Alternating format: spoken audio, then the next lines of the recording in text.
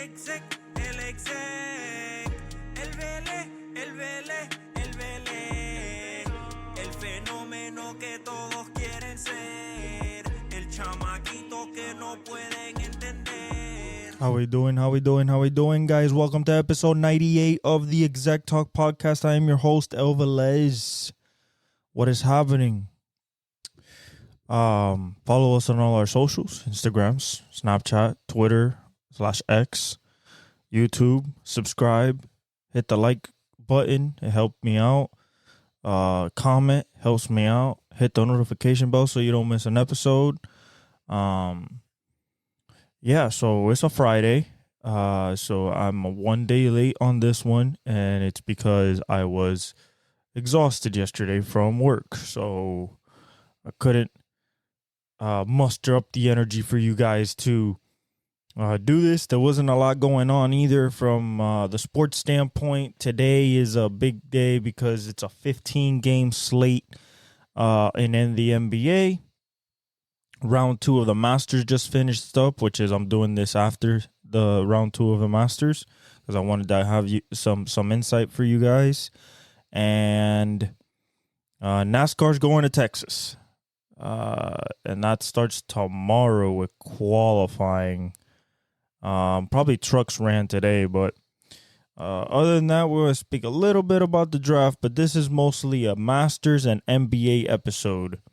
Those are the what is in crunch time at this moment. We're going to speak about some baseball at the end, but this is Masters and NBA. Gonna be Masters and NBA dominated. All right, so if you guys like golf or you like basketball, this is gonna be the episode for you. I'm lying. I'm gonna talk about everything, but it's gonna be more focused around the Masters and baseball. Starting off with some things just to get out the way. Players who have officially accepted their invitation to the draft: Caleb Williams, Jaden Daniels, Drake May, Marvin Harrison Jr., Malik Neighbors, Rome Odunze, Brian Thomas Jr., Terrion Arnold, Quinyon Mitchell, Dallas Turner, Darius Robinson, Laiatu, and J.C. Latham. I expect Caleb, Jaden, May, Harrison, Neighbors, Odunze, Dallas Turner gone in the first 10 picks. So not a lot there for the green room left for later. You know, maybe just Quinyon Mitchell, Terrion Arnold, Brian Thomas Jr., Latu, Darius Robinson, and Latham. Hopefully some other people, you know, maybe like Xavier Worthy, maybe he gets invited, or Bo Nix, J.J. McCarthy, you know, those will be some interesting names to get invited by. But we shall see. So far, no exceptions or any of that. On the draft news, Jonathan Brooks, the top-rated running back in this draft, has passed all the medical physicals. He will be good to go for the season. So he potentially will be still the first guy taken off the draft at the running back position. The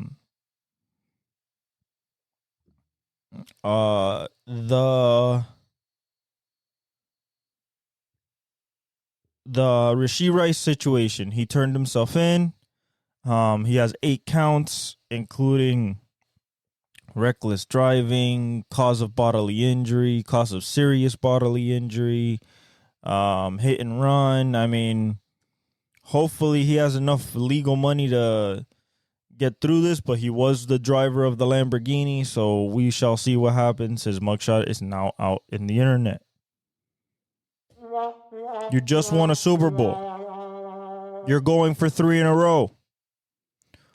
What are you doing?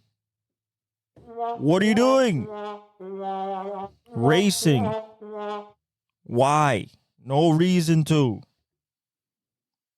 Zero reason to. Kentucky. Got a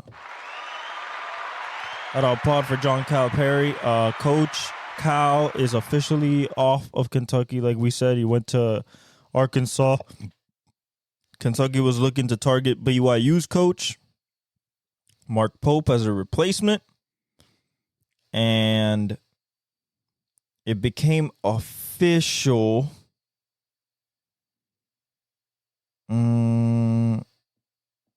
It became official a little bit later in the day. Yep. Mark Pope was hired as the men's basketball coach for the University of Kentucky. Let's see if he can take them back to prominence, because right now it's not looking good for the old blue. Kellen Mond got signed by the Saints. That's the old Texas A&M quarterback that has had a cup of coffee in a few places. We'll see what he does at the Saints, backing up Derek Carr. A lot of visits have happened, but we're not going to go through those because, like, they go to a lot of teams. Unless you're Caleb Williams, you just go to one. But Mike Tyson wants to be for his A game, for his fight against Jake Paul. I hope he knocks him out. I hope Mike just shows that he is really Iron Mike. Like, you can't go against a guy like that. That'd be pretty funny. I'd be laughing my ass off if that happened.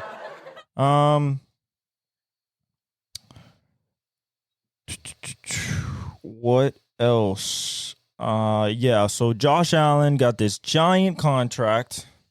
Josh Allen for the Jaguars.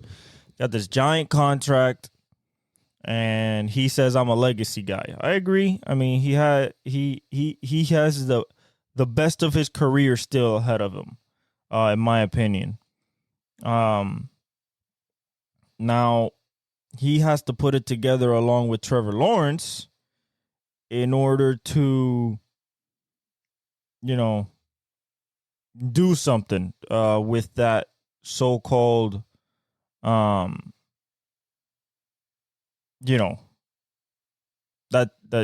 so-called super duper team with Trevor Lawrence, and they still need one more receiver. I don't think Gabriel Davis is going to make up for losing Calvin Ridley. That's just my personal opinion. So they need to draft somebody. Nick Chubb got a reworked contract. They lowered his base to a lower of his base, $11.775 million. That's a slap in the face for Nick Chubb, but that's the value of the running back nowadays. Bronny is heading to the league, but like I said, I think he'll be better in the league than he was in college.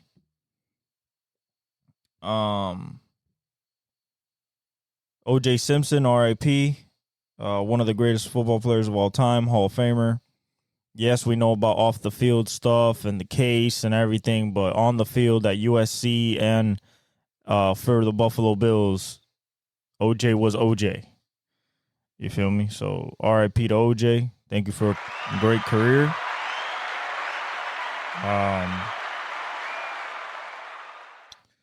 So one of the things that is, to me, very interesting this year is the fact that the playoffs in the NBA, and this is just going to be really brief because I want to talk about the Masters first before I get into NBA playoff scenarios, but everything's coming down to the last game. So many seedings, so many different matchups that we can see. We're going to break down, all we can today because, like, Sunday's the last day of the regular season, and there's a 15-game slate today. So, next week we have playing games, and then next Friday or Saturday, I think we have our first round playoffs. So I'm excited for that. But everything's coming down to the wire, and it's razor thin margins either way you slice it for a lot of teams. So we're going to get into that later. But now we're going to get into the Masters. Round 1, round 2 of the Masters. There's nothing like this golf tournament in my personal opinion. I've liked it forever, literally, for a while. I've seen 2 of Tiger's wins because I wasn't following it when he won in '96. Well, I was born that January when he won it in '96 and '97. I was like 1 year old, so I saw it when he won in '08. And then I saw it when he won in 16. I want to say that was his last major win. Max Homa, Scheffler, DeChambeau, after round 2, all tied for the lead at 6 under. I told you Scotty Scheffler would be there. Bryson, I expected to. More notably, Colin Morikawa that we talked about. He's tied for 5th at 3 under.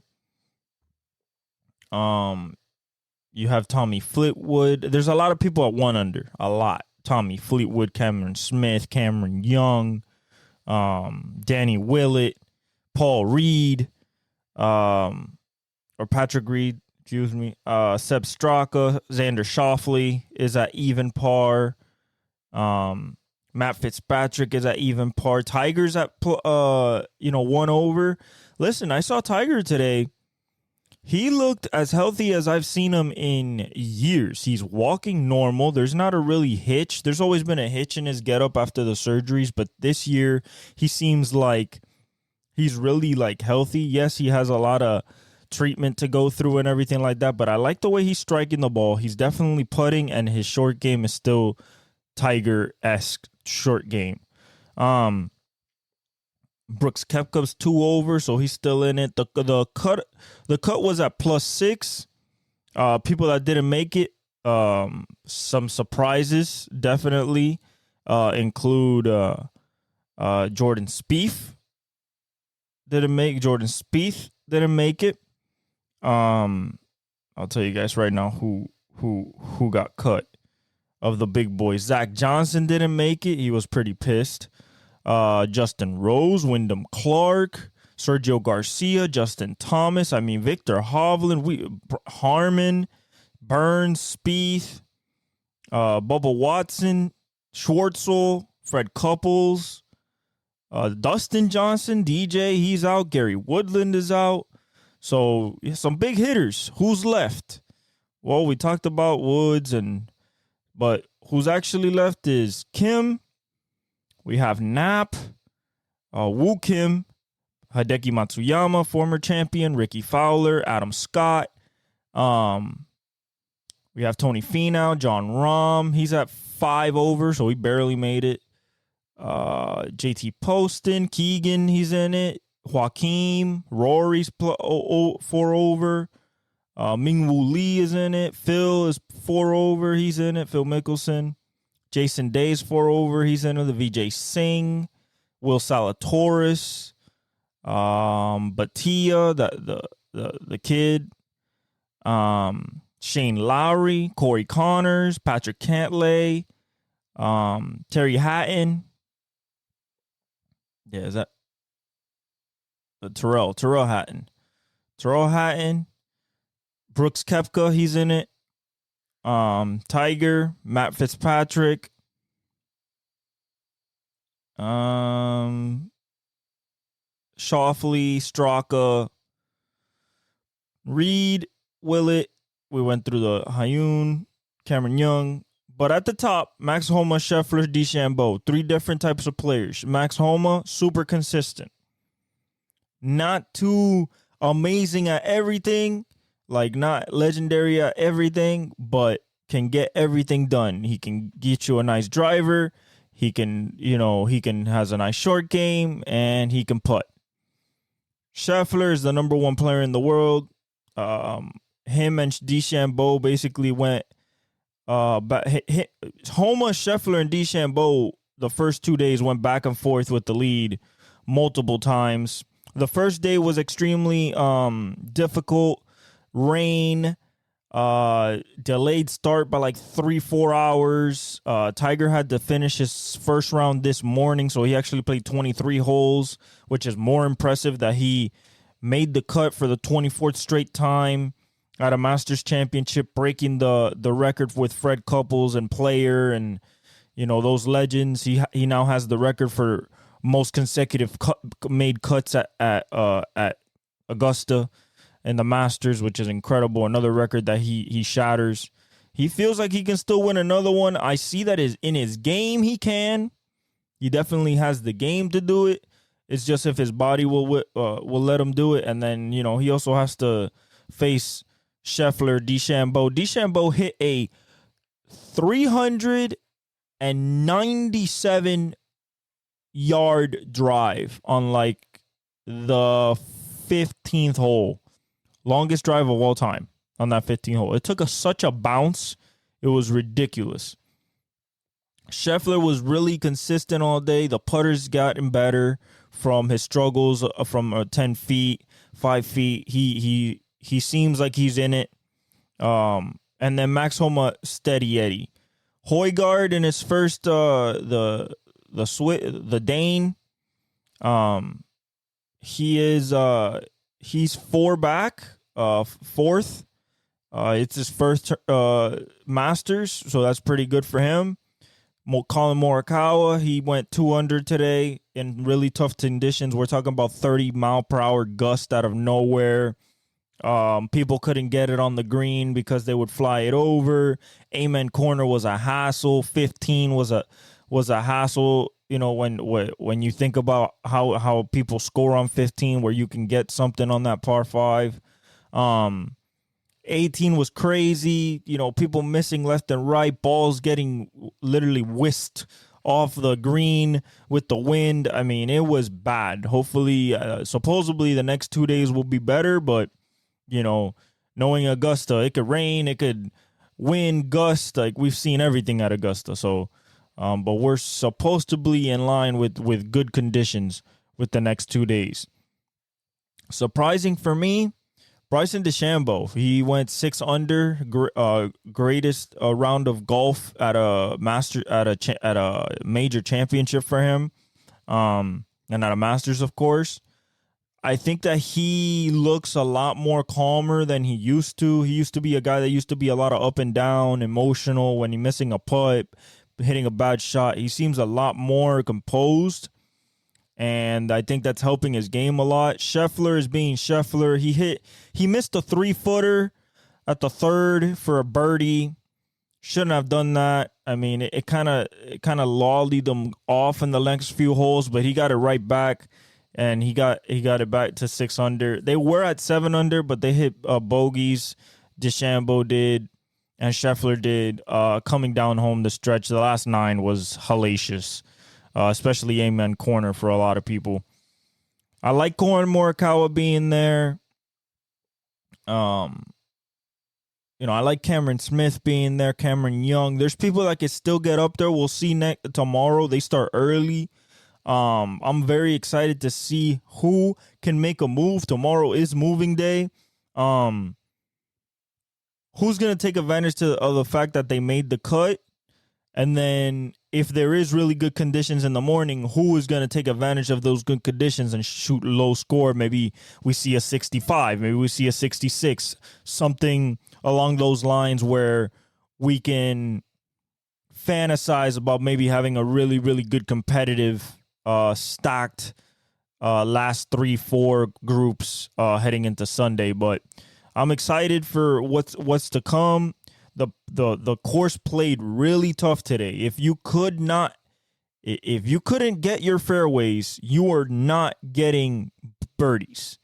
Okay, it is the same story at Augusta. You need to drive long, hit fairways, tee to green,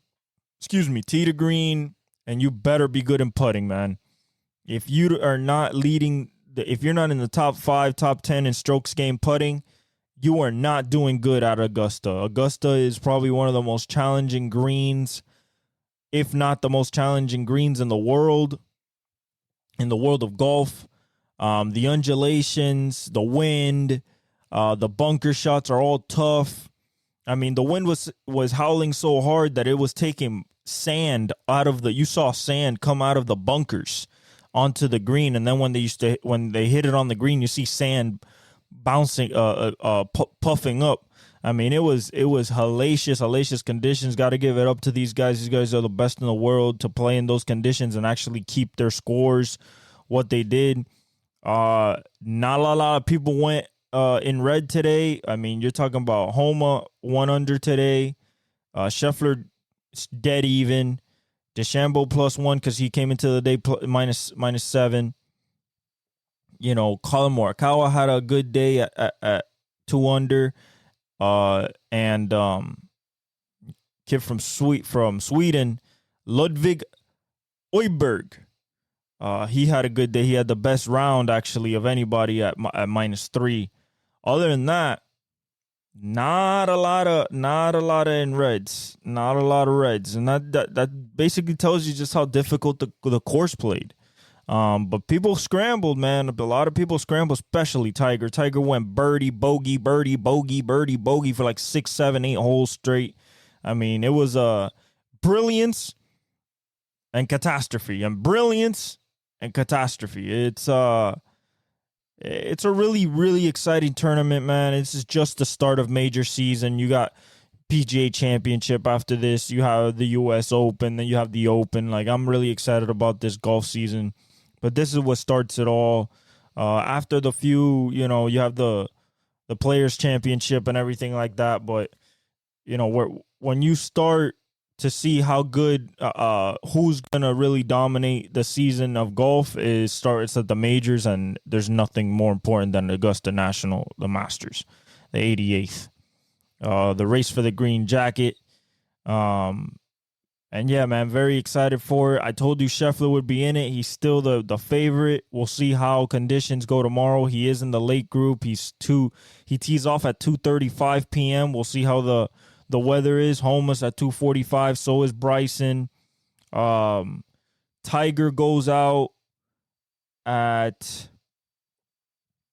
12:45 p.m. See how he goes with Tyrrell Hatton.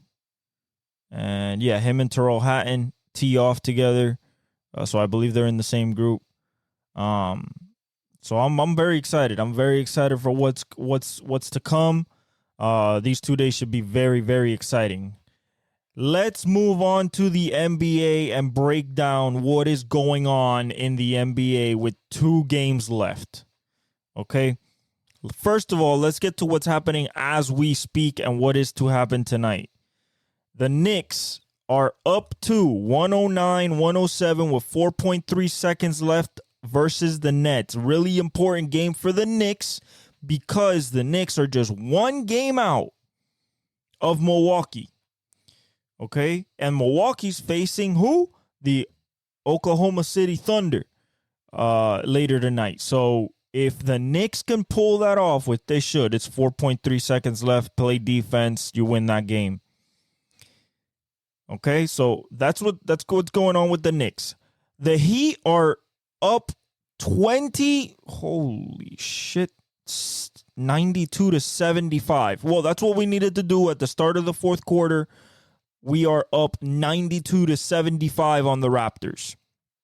We need that because our race is in order to get to either the 7th seed or the 6th seed. Right now, we're a game and a half out of the 7th seed, which is Philadelphia, and the same out of the 5th seed and the same out of the 6th seed. If any of those teams falter, we can possibly capitalize in the last 2 games of the season, including this one. So if we win tonight, and let's say Indiana just won, so that doesn't that won't change. Indiana's, still there. But Orlando or Philly can be very interesting. Next, 80-80. Hawks versus the Timberwolves at the end of the third quarter. This is a giant game for the Timberwolves. Absolutely giant. Atlanta can't. I don't think even maybe if Chicago loses, but Atlanta cannot move to the 9th seed. They're 2.5 games back with 2 games left. They can't do it. But Minnesota needs to win tonight in order to get to the same win column as Denver. They have the tiebreaker, but Denver has to lose one, and it's not, I don't think they will, but they have to win tonight because OKC with one more win, if the Minnesota Timberwolves lose, actually, no, if they lose, they already moved to 3 because they're both at 25 losses. They're 55 and 25, both of them. So the outcome of tonight's game is going to loom very large about who's going to be the 2 and the 3 in the West. Next is the Bucks and the Thunder. The Thunder are winning 101, 83, 9-17 left in the fourth quarter. That looks like a Thunder win. What happens with that? Well, like I said, if Milwaukee loses, they have the same losses as the Knicks. Okay? And then the Knicks, if they win today, they have the same win. So they're the same record for the 2 seed. I believe the Knicks have the tiebreaker. I believe. I'm not sure about that. But I believe the Knicks have the tiebreaker because of earlier in the season. The Nuggets are up 10 on the Spurs with 7:57 left in the fourth. If the Nuggets lose that game, it opens the door for OKC or the Timberwolves to get the number 1 seed again. If they win, I think that they pretty much lock it up. The Pistons are beating the Mavericks right now, 72-58, 626 in the third. That's important because the Mavs are in a dead race to actually they're 2 games up on New Orleans, but they can go get the Clippers at 4 and get home field advantage first round. I think that they would like to do that. So I think that they should try to win. I mean, they're won 5 in a row. If they don't win that game against the Pistons, something's going on. Lakers and Grizzlies are 102-99 right now. The Lakers need to win this game in order to try to get to the 9th seed because right now the 8th, the 9, and the 10 are all tied at 11 games back. Phoenix is in 7, 2 games up on Sacramento, Golden State, and the Lakers. If the Lakers win tonight, they go to 46 and 35. It would jump them over Golden State. Although the tiebreaker was Golden State. So if they're still tied at the end of the season. But Golden State has a tough games. Okay, so the Knicks won. Assuming Milwaukee loses, Knicks are going to the 2 seed, I believe. So with 1 game left, Knicks will be the 2 seed, which is insane to think about just with Jalen Brunson and no Julius Randle and OG just came back and Mitchell Robinson just came back. It's been Josh Hart, Dante DiVincenzo, Miles McBride. Like, that's it. And Jalen Brunson. That's incredible, and Tibbs have done a wonderful job. Back to what's going on.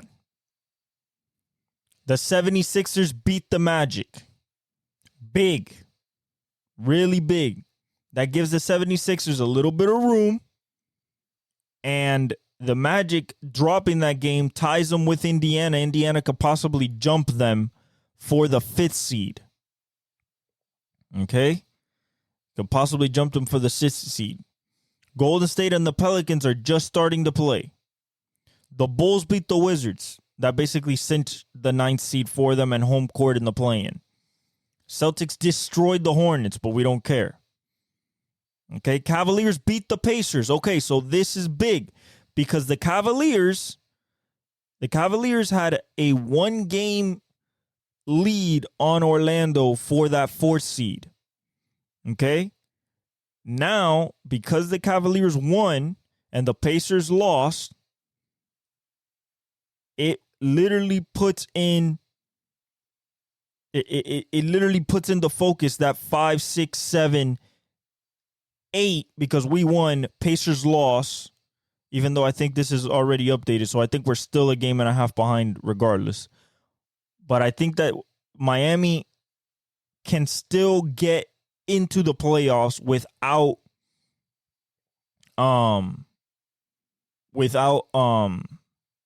having to go through the play-in. I think it's still possible, but we'll have to see at the end of tonight how the standings shake out. Okay? Then we have Pelicans-Warriors just starting. Giant implications. Warriors have to win, but so do the Pelicans. Pelicans have to win because they are on the bubble, one game up on the Suns. You do not want to give up that game. But then again, Golden State doesn't want to give up that game either. Okay? They've won 3 in a row. They're 9-1 in their last 10. They've been playing really well. It's going to be a really good game. I expect Zion and Curry to have good games. You have the Rockets at the Trailblazers. That doesn't matter. You have Jazz at the Clippers. If the Jazz were to win, let's say the Jazz were to get an upset playing hard, that throws into play the fact that Dallas can jump them for the 4th spot because Dallas is only a game behind. Okay? And I think Dallas would love that 4th spot. Okay? And then you got the Suns-Kings tonight at 10:30.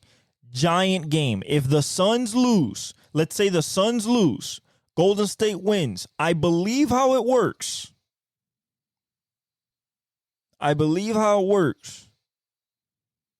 Is that 7th seed is up with 1 game to go, and they're up, Phoenix will be up by 1 game over Sacramento, the Lakers, and Golden State. If New Orleans wins today, and the Suns get beat by Sacramento, I believe Sacramento might stay the same because they're also 2 games back of Phoenix. So that doesn't change. But what does change is that New Orleans basically seals up the 6th seed, and they don't have to touch a play-in. Because if Phoenix lose, they go to 10 back, and New Orleans wins, they go to 7 back, which is one away from Dallas.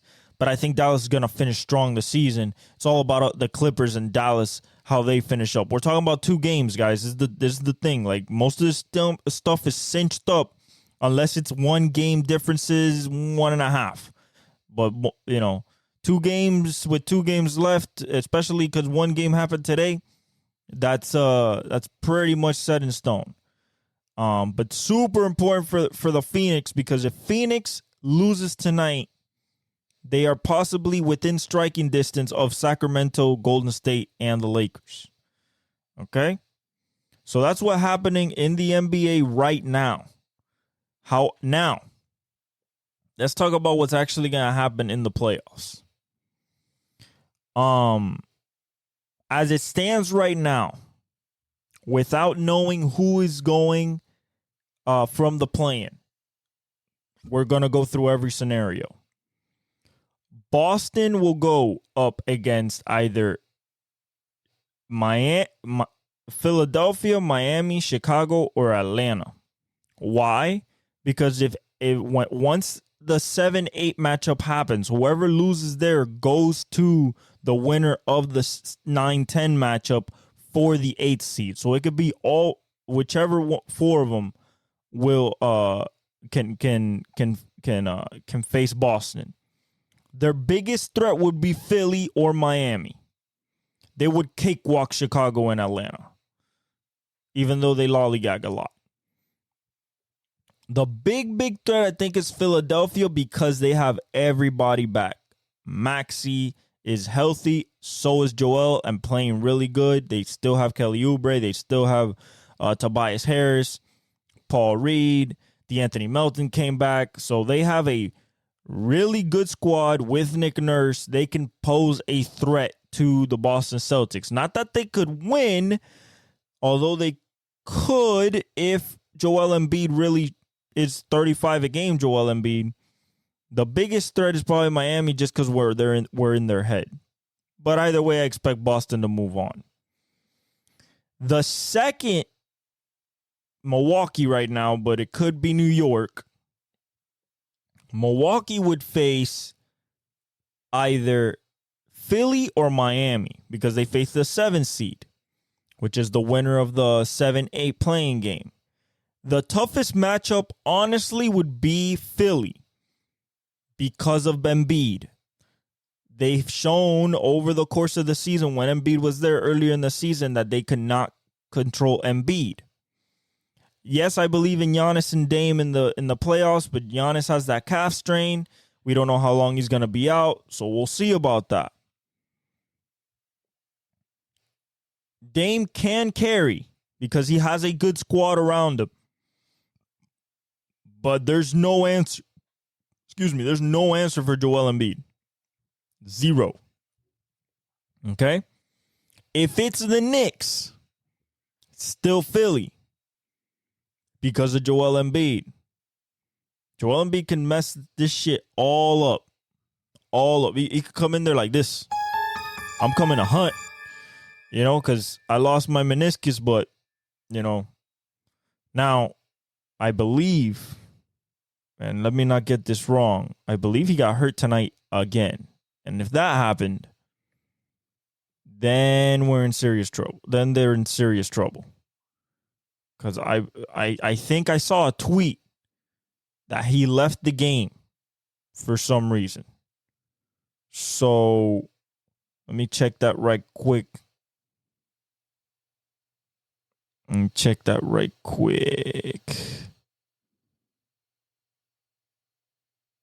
All right, it looks like he's fine.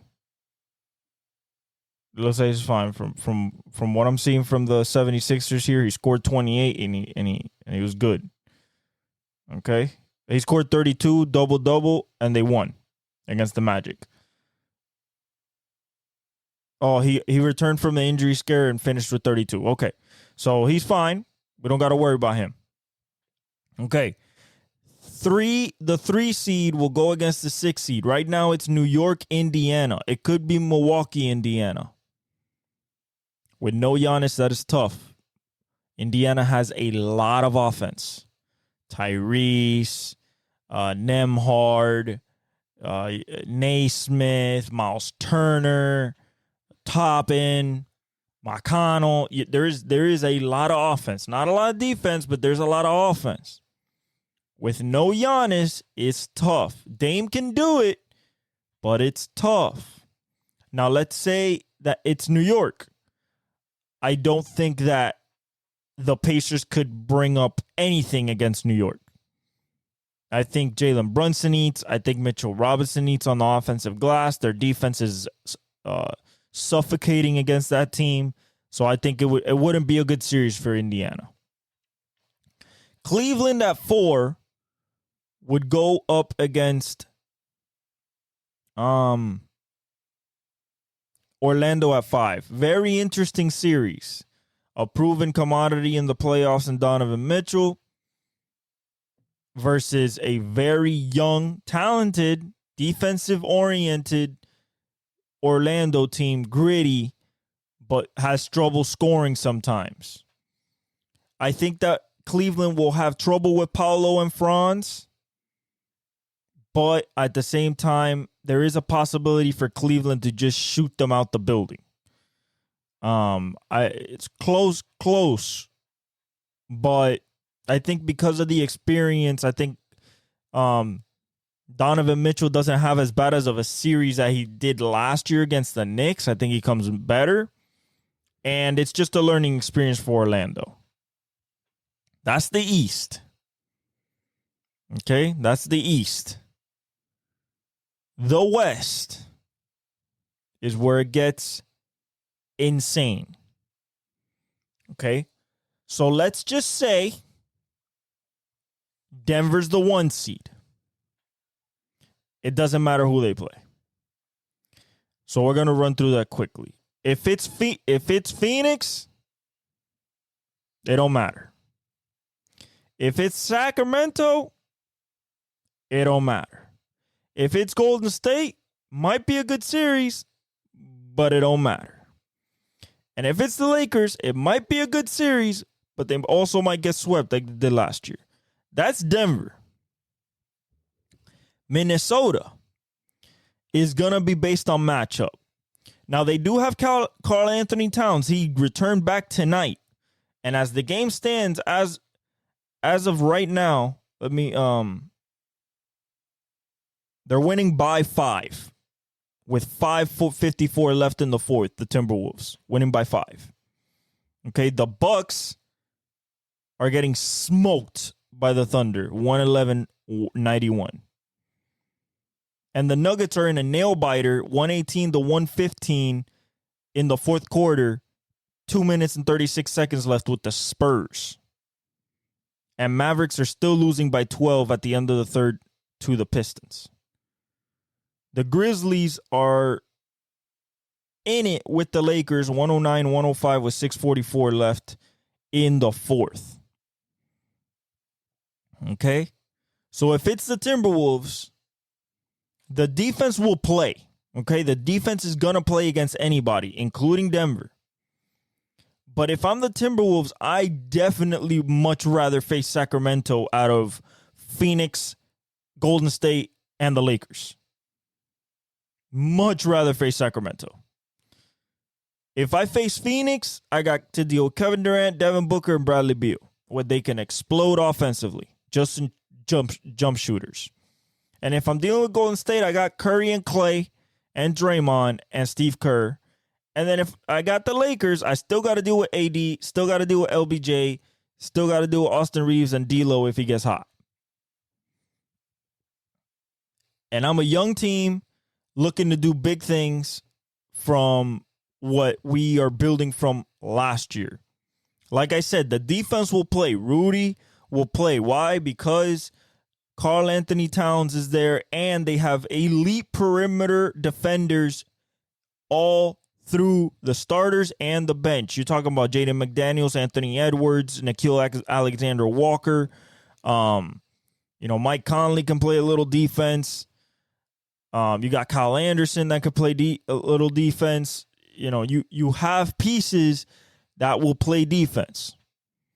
Okay, that's why they're the number one defense rated team. So in that regard, I am not worried about them. I am worried about them if they do face a Phoenix, the scoring barrage of Kevin Durant, the scoring barrage of a Devin Booker, the scoring barrage of a Bradley Beal, where it's easy, where it's like it doesn't matter how you cover him. He's just making them.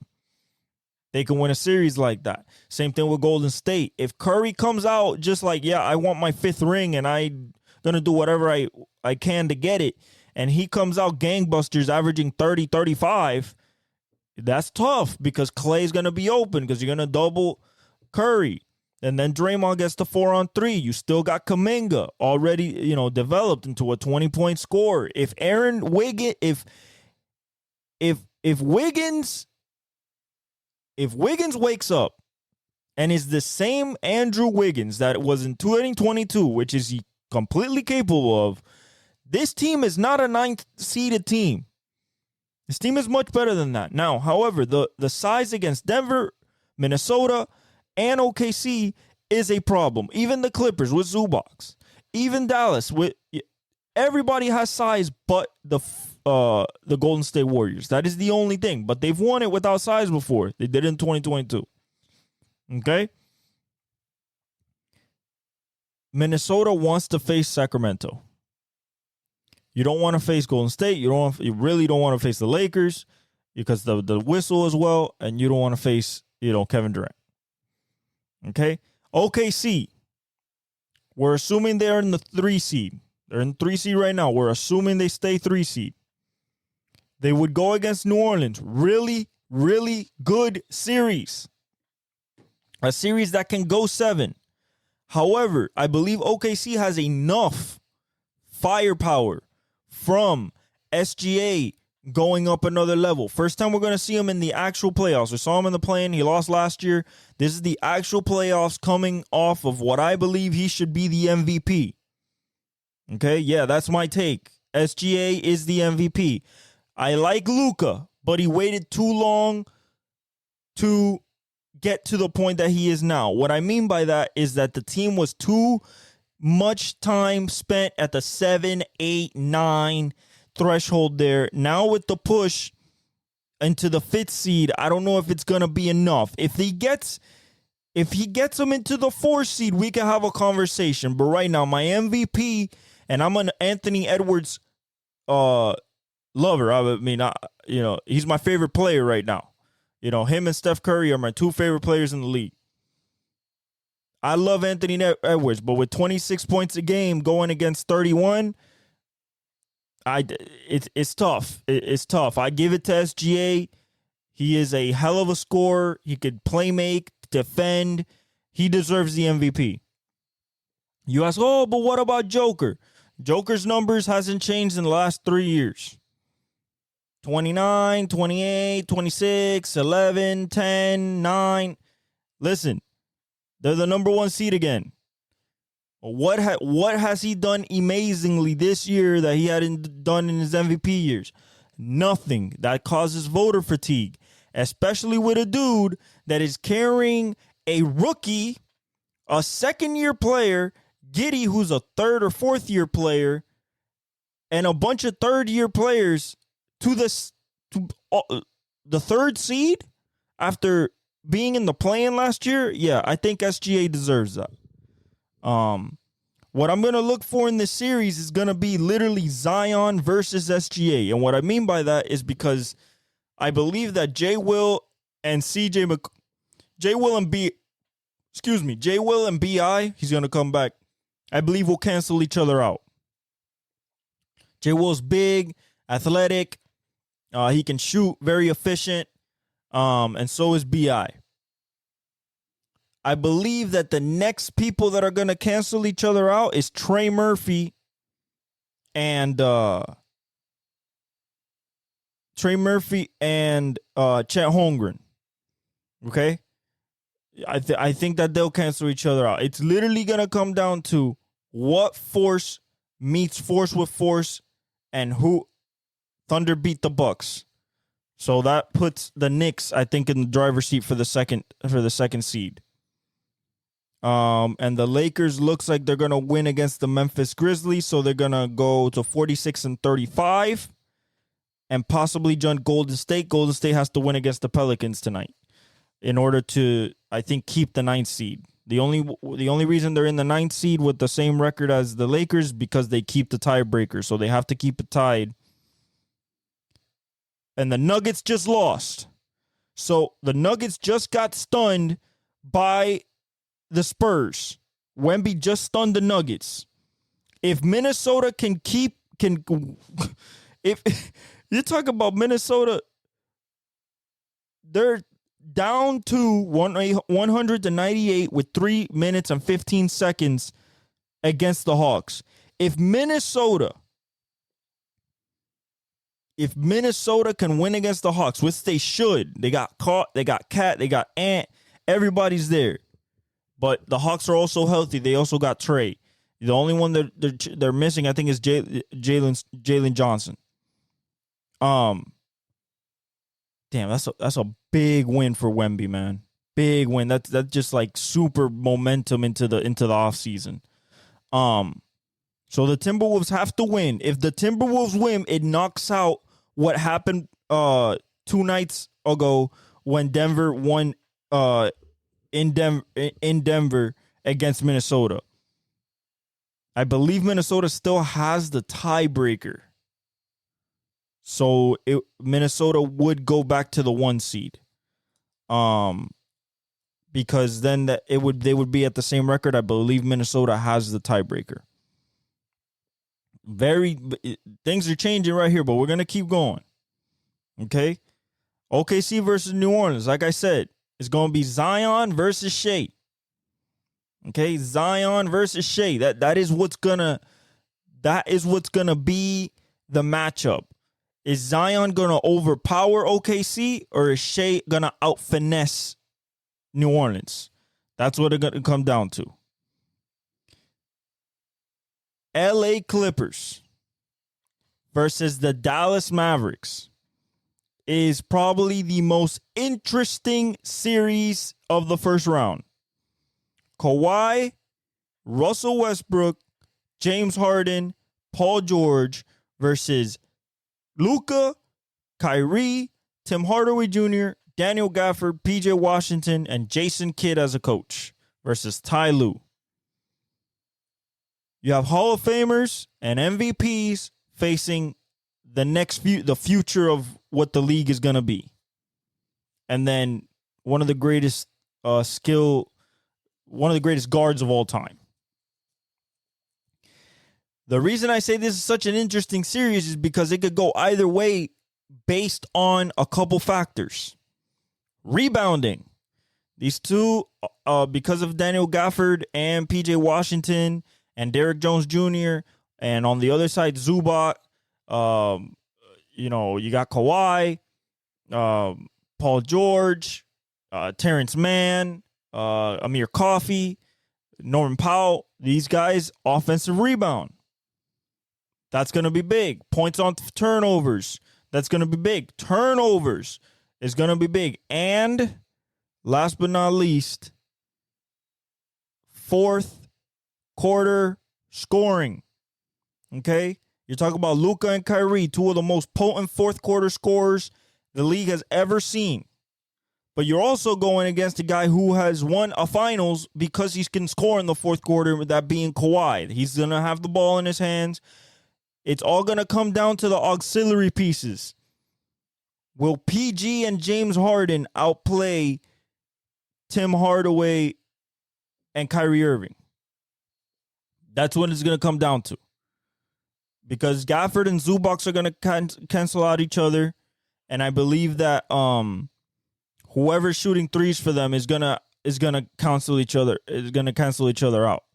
So that's going to be a very interesting series. I want to give it to the Mavericks. I really do, because of Luka, because of Kyrie. I believe Luka really wants it this year, has shown it. He's really, really efficient this year. So like that's been his only pet peeve. But Kawhi's going to be on him. So Kyrie has to cook PG and cook James Harden. They have to take advantage that James Harden doesn't play defense. And once Russell Westbrook comes off the bench, you cannot let him change the game. He's going to change the tempo. He's going to change the energy level. He's going to try to get him riled up. Cannot do that. If you get a lead, extend it, keep it. That's what you got to do. Those are the matchups, man. Those are the matchups, and they could change. We'll talk about Tuesday, the actual matchups, but I think right now we got some exciting matchups and stuff still happening as we speak. All right, Timberwolves are up 3 with 49.5 seconds left. Up 3 with 49.5. This is for the 1 seed right here. This is one game left. This is for the 1 seed. Timberwolves hold the tiebreaker. Okay? The Mavs are losing right now still to the Pistons. 6:23 left in the fourth by 10. This is incredible. I don't know why they're losing this game. That makes zero sense to me why they're losing this game. 1 minute and 24 seconds left in the fourth. The Lakers are up by 1 on the Grizzlies. I hope the Grizzlies win this game. I hope G.G. Jackson hits a shot or something. Man, it does not get any closer than this for these seeds, man. The Clippers I think the Jazz would like to steal one from the Clippers, but it is in L.A., so it's going to be tough. I believe the Kings can beat the Suns, though. I believe that they'll play with the right amount of desperation, De'Aaron Fox and everything. I believe that they'll play with the right amount of confidence, Keegan Murray. They have no Malik Monk, no Herter, but I believe that they can, unless KD, Beal, and Booker go nuts, and then they have no chance. But they are on the road, so, it is in Sac. Man, it is going fast and furious as we speak right now. Fast and early lead for the Warriors, 17-6 over the Pelicans. Big game with big implications. All right. So that's basketball, super exciting, right? Let's go to something that just started. Baseball. Let's go to baseball. New York Yankees still 10-3, top of the East, AL East. Baltimore finally got up there. Remember, it's early in the season, but I expected Baltimore to get up there. Jackson Holiday got called up. He hasn't gotten his first hit yet, but he's a very good defender, and I expect the kid to do just fine. He's a lot of people's Rookie of the Year pick. There's some Rookie of the Years kind of popping off right now when you talk about Jackson Churio and a couple others, but overall, I think that he has a good shot of winning it. Tampa Bay got back up, 8-6. They're in the third seed. Boston's going down. Toronto surprisingly last. With Bassett and La Máquina, Jose Barrios like pitching well, but they just can't seem to get the run support. In the Central, the wide open division, we got Cleveland 9-3, impressive with J-Ram, Rocchio, the Naylor brothers. They have good pitching with McKenzie, Bybee. You got Bieber. I think he got hurt though. You still got Gavin Williams. So, Cleveland can do something in that division. I expect KC or Detroit to win this division though. So KC's second, 9-5. And Detroit is third, 7-4. The Twins, 4-6, they're already fading, and the White Sox are 2-11, and then 7.5 games back, and they're out of it already. In the AL West, probably the most competitive, one of the most competitive, if not the most competitive division in baseball. Texas Rangers are at 7-6. I mean, this is close, 7-6. The Angels, the Trout team, 7-6. Mariners are 5-8. Oakland is 5-8, and the Houston Astros are last, 4-10. Still early in the season. I don't expect this to keep going like this, but it's very surprising to see the Angels. I mean, it's 7-6. Like they are facing some competition. It looks like they're not winning stuff easily. We go to the NL East. Atlanta, number 1. Philly, number 2. Mets, 3. Washington, 4. Miami, 2-12. 7 games behind. We're out of it already. We expected that, though. Everybody else is in it. Washington's only 3 games out. The Mets are 6-7. They're only 2.5 games out. But the Phillies are 7-7. Atlanta's only 8-4. Like, we're not talking about no domination here. Domination is the Yankees. They're 10-3. Cleveland's 9-3. That's like being sort of dominant. You look at the NL Central, Milwaukee 9-3, Pittsburgh 10-4. They're tied at the top, which is surprising with Pittsburgh. The Cubs are right there, 7-5, 2 games back. Cincinnati 2.5 games back, 7-6. St. Louis 6-7. Very close early in the season, but I like that the NL Central is looking like it's going to be a race. Go to the NL West. The Dodgers are 3 games up on the Padres, 10-5, playing really well. I mean, Bobby Miller's throwing the ball. Tyler, you still got Kershaw to come back. Walker Buehler hopefully comes back. So you got a lot of power arms that you still use, and you still have that big 3 at the top, plus Gavin Lux and Will Smith and Teoscar Hernandez is hitting the shit out of the ball this year. So, that team is going to be there at the end. I have no doubt. San Diego with Tatis, they're 7-8, second. Arizona 6-7. San Francisco's 5-9, and Colorado's 4-10. I think Colorado's out of it. I think Miami's out of it. And I think the White Sox are out of it. Everybody else is in play. Yes, that includes even the A's. The A's are 2 games back of the Texas Rangers. This is not, we're not talking about a big gap here. This is the beginning of the year. I understand, but Juan Soto's playing well, really well, actually. Really, really well. Bobby Witt's playing really well. Simeon is hitting the ball. I like what Wyatt Langford is doing. Trout is on an MVP track already. He leading the league in home runs. The guy can't get out. He's amazing in the outfield still. It's Mike Trout. I mean, that's nothing else to be said. Ronald Acuna started a little slow. So has Matt Olson. Jackson Cheryl's doing good. Yelly's back on MVP pace. That's why the Milwaukee Bucks, part of the reason the Milwaukee Bucks are number 1 right now in the NL Central. Yelly is back to his MVP form. Pittsburgh is kind of just stacked right now. Like, that's how it looks like. It's just kind of like you got Reynolds and Triolo and O'Neal Cruz, Brian Hayes. Like, it's just a bunch of Jack Swinsky, Connor Joe. Like, you have a lot of people, and then you have Jarrett Jones and Keller. to throw out. You still got Paul Skeens in the rotation coming up. So yeah, I expect Cincinnati. Ellie's playing better. He has to cut down on the strikeouts, but he's playing a lot better at the plate. Chicago, I expect to be good with Christopher Morel and Belly playing pretty well. And then, the Dodgers, Otani's playing great. Mookie's playing great. Freeman's playing good. Teoscar Hernandez is playing really, really good. Corbin Carroll's playing good. Ketel Marte. Fernando Tatis Jr. is playing well. Michael Conforto for the San Francisco Giants is playing good. Tyler O'Neill for the Red Sox is playing amazing. Bo Bichette's starting to get back on track. Randy hasn't gotten back on track yet. Spencer Torkelson is trying to get on track. So is Carlos Correa, Byron Buxton, Luis Robert's hurt. Yeah, so I'm very excited about what's happening in baseball. It's exciting every day, to be honest, and we're just gonna keep covering it, man. I love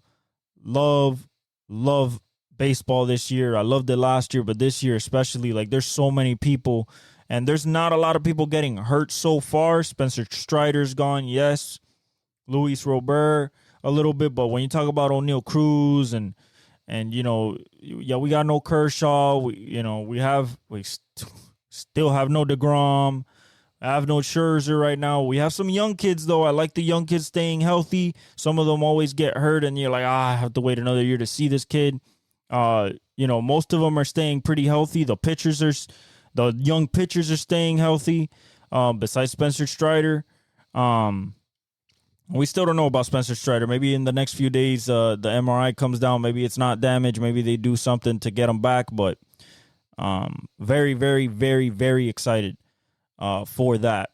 Okay, 11.9 seconds left. Timberwolves are up 3 on the Hawks. Mavericks are still losing by 9 against the Pistons with 3:02 left in the fourth. The Warriors are 7-point lead over the Pelicans in the first quarter. 76ers beat the Magic. Okay.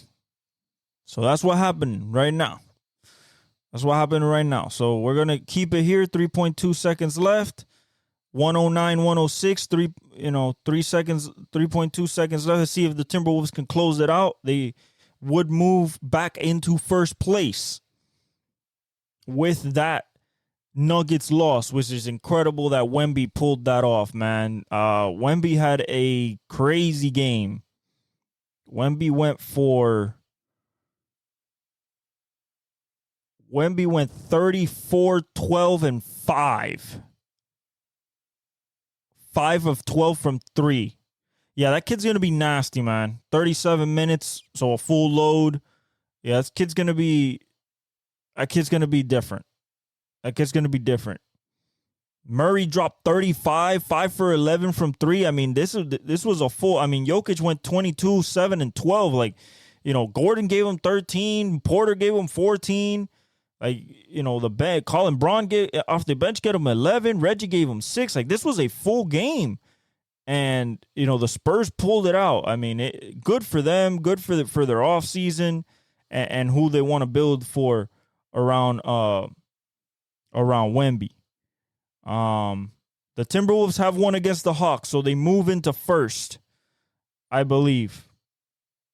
Oh, no. Whoa. OKC's number 1 now. Denver is 2, and then Minnesota 3, but Minnesota just won. Oh, it hasn't updated yet. I think Minnesota is the one that jumps up because of the tiebreaker with Denver. But we'll see. Thank you for joining us on this episode 98. We're 2 episodes away from 100. I mean, I love you guys. I love the support. We're only going to keep growing.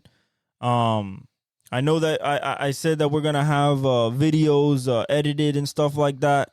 We're still working on the kinks on that. I got to find a schedule with wifey that she can, work on them. They're long form videos, so they're tough to edit all at once. But I thank you all for your patience. I love you guys. Like, subscribe, hit the notification bell, follow us on all our socials. And I leave you guys with the outro. El exec, el exec, el exec. El Vele, el Vele, el Vele. El fenómeno que todos quieren ser. El chamaquito que no pueden entender.